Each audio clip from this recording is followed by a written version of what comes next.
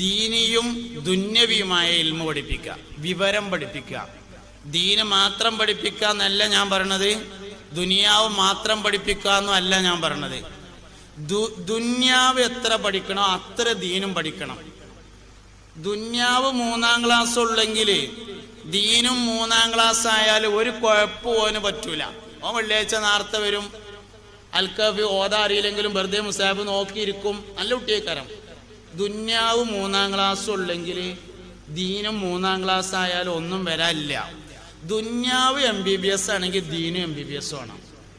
ദുന്യാവിൽ PhD ആണെങ്കിൽ ദീനിലും PhD ഇല്ലെങ്കിൽ യുക്തിവാദിയാവും, നിരീശ്വരവാദിയാവും. എന്താ കാരണം?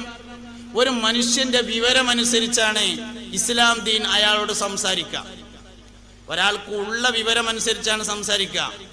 ഒരാൾക്ക് കെമിസ്ട്രിയിൽ PhD ഉണ്ടെങ്കിൽ ഇസ്ലാം അവനോട് കെമിസ്ട്രിയുടെ ഭാഷയിലാണ് സംസാരിക്കുക. ഒരാൾക്ക് ഫിസിക്സിൽ PhD ഉണ്ടെങ്കിൽ ഇസ്ലാം അയാളോട് സംസാരിക്കുന്നത് ഫിസിക്സിന്റെ ഭാഷയിലായിരിക്കും. ഒരാൾക്ക് ബയോളജിയിൽ PhD ആണെങ്കിൽ ഇസ്ലാം അയാളോട്, ഖുർആൻ അയാളോട് സംസാരിക്കുന്നത് ബയോളജിയുടെ ഭാഷയിലായിരിക്കും.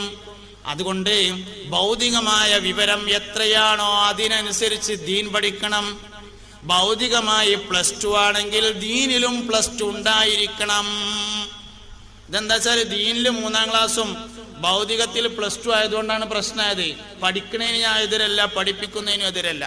പക്ഷെ രണ്ടും തുല്യമായി കൊണ്ടുപോകാൻ വേണ്ടി പറ്റണം. അതുകൊണ്ട് എത്രയും പഠിക്കാം.